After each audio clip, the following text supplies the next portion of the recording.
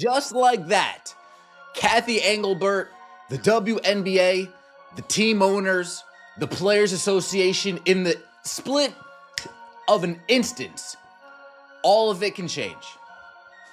In a split instance, all of it can change. If this injury does anything, it should be a wake-up call to the WNBA, the Players Association, the team owners, that just like that, all this fanfare, all this interest, all this newfound attention on the league can disappear overnight.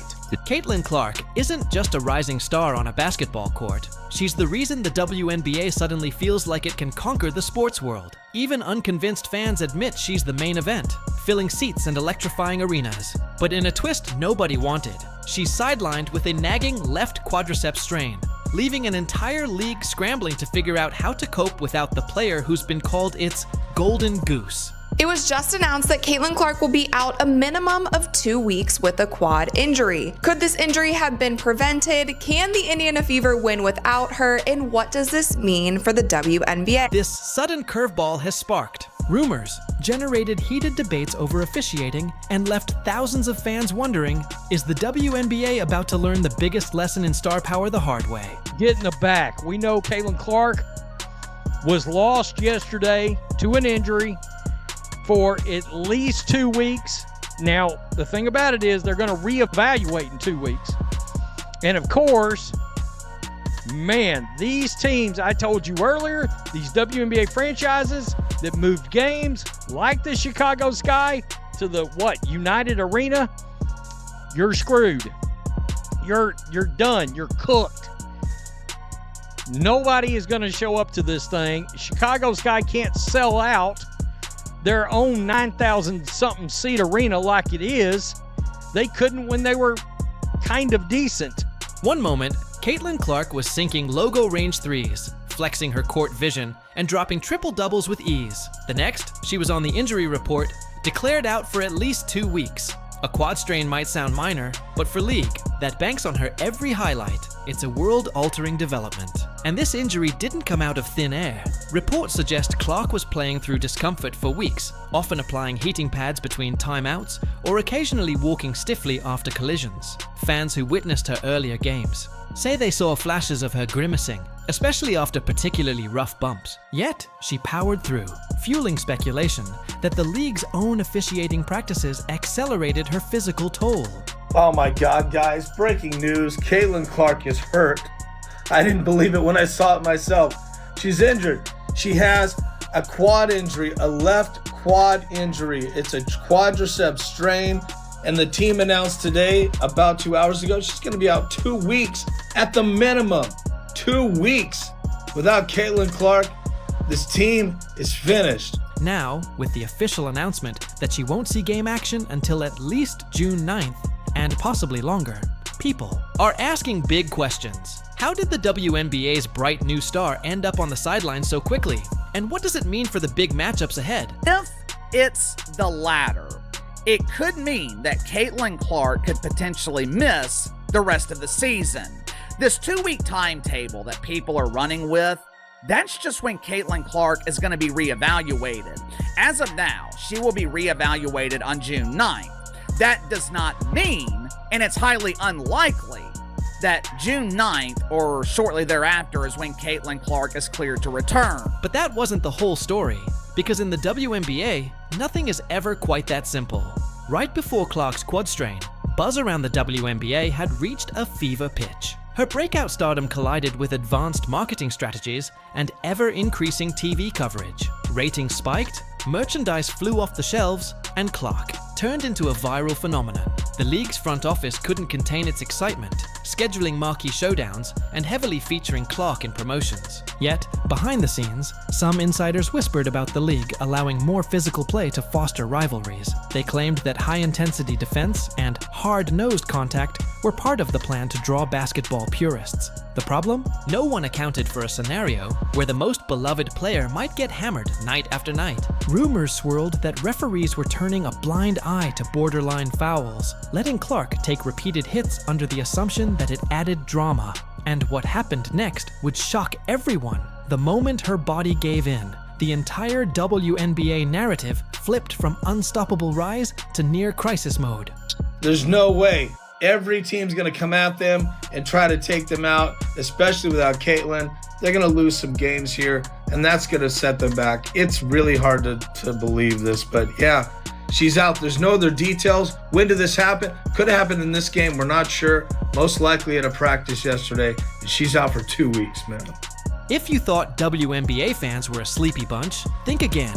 As soon as word spread that Caitlin Clark's quad forced her onto the bench, social media exploded with an intensity seldom seen in women's sports. Self-declared Clark stans began calling for a league-wide boycott, claiming they wouldn't watch until the star returned. Others voiced frustration with what they saw as an overdue consequence of poor officiating. Protect your stars before they break. Breaking WNBA news. Caitlin Clark is out for a minimum of 2 weeks with a quad strain, and our next question is, what does this mean for the Fever? So Cece is going to be missing the second Sky rematch since playing them the first weekend of the season, which is definitely a bummer, but on the bright side, this injury doesn't seem too bad. It's just some quad tightness. But fear not, Fever fans.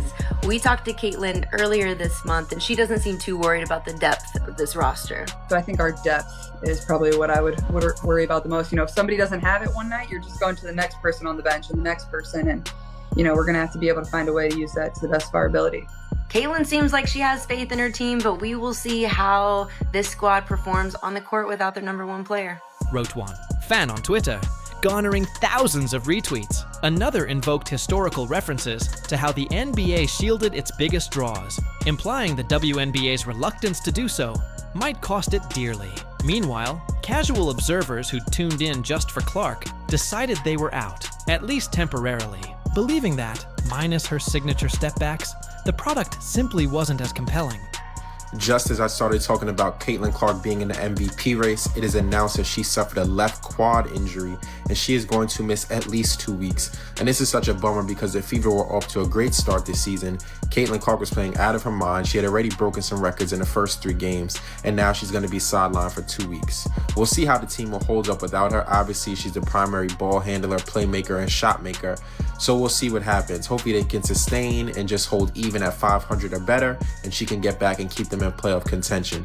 So to all the fans boycotting the league until their basketball messiah returns, But a story is never one-sided. While Clark's fans planned boycotts, a new wave of supporters argued that the league doesn't revolve around a single person.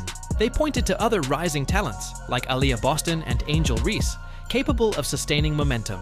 Still, the volume of Clark's absence was downright deafening, and the league had to come to terms with the idea that it had allowed so much hype to focus on one player. No team feels the shock of Clark's injury more than her own, the Indiana Fever.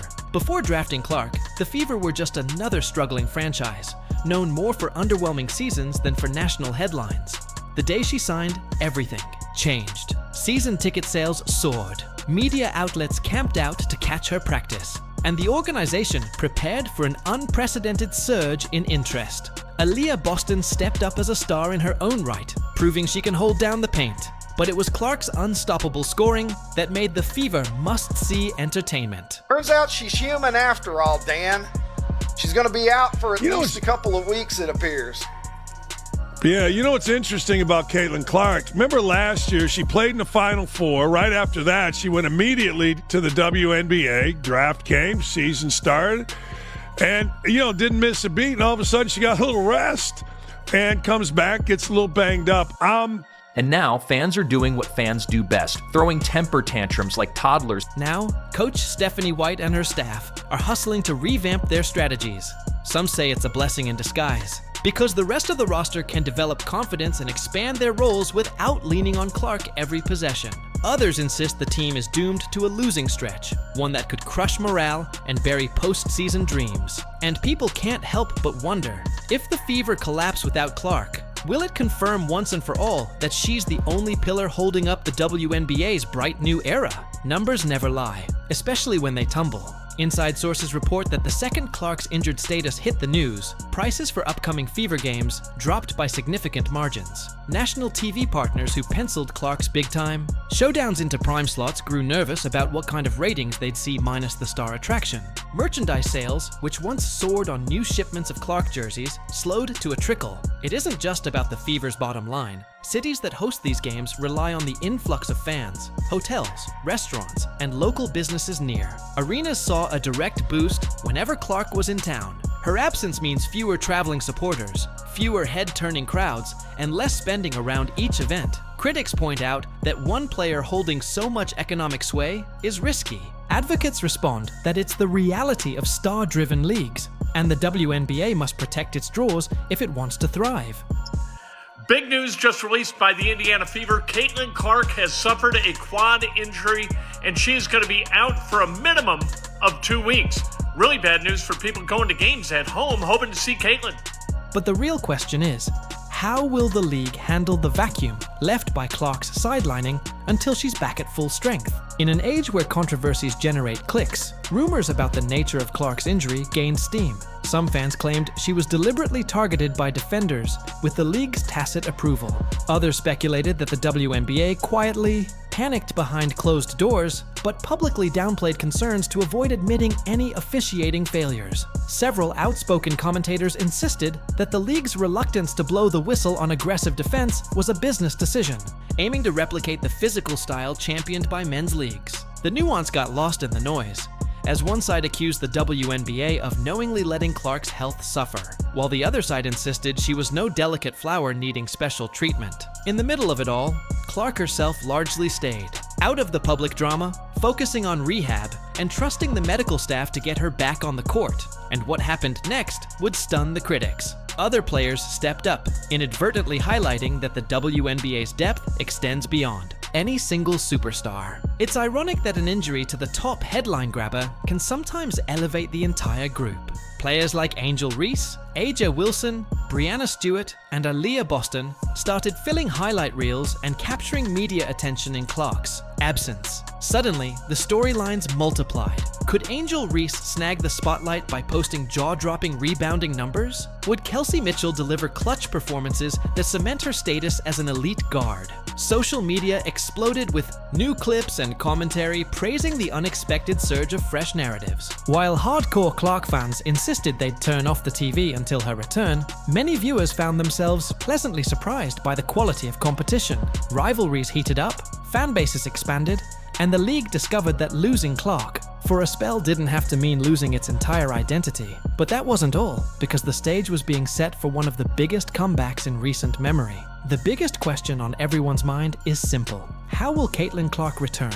And when she does, will she still be the unstoppable force that turned the WNBA upside down? History suggests she's as resilient as they come, known for pushing through adversity and turning criticism into fuel. If the quad strain heals properly, and no further complications arise, it's likely we'll witness a more motivated, sharper Clark. When that moment arrives, the league stands at a crossroads. Does it readjust officiating standards, ensuring its biggest star is properly safeguarded? Does it commit to marketing other rising names just as aggressively, so it never again leans too heavily on one player? And most of all, will fans who threatened to boycott truly vanish, or return in droves the instant Clark's warm-up jacket comes off? In the end, this story reveals a truth about star-driven sports. It only takes one injury to shake an entire institution. Caitlin Clark became the face of the WNBA in a matter of months. Her highlight reel soared, her presence invigorated attendance, and her name commanded national buzz. Now, with her sidelined,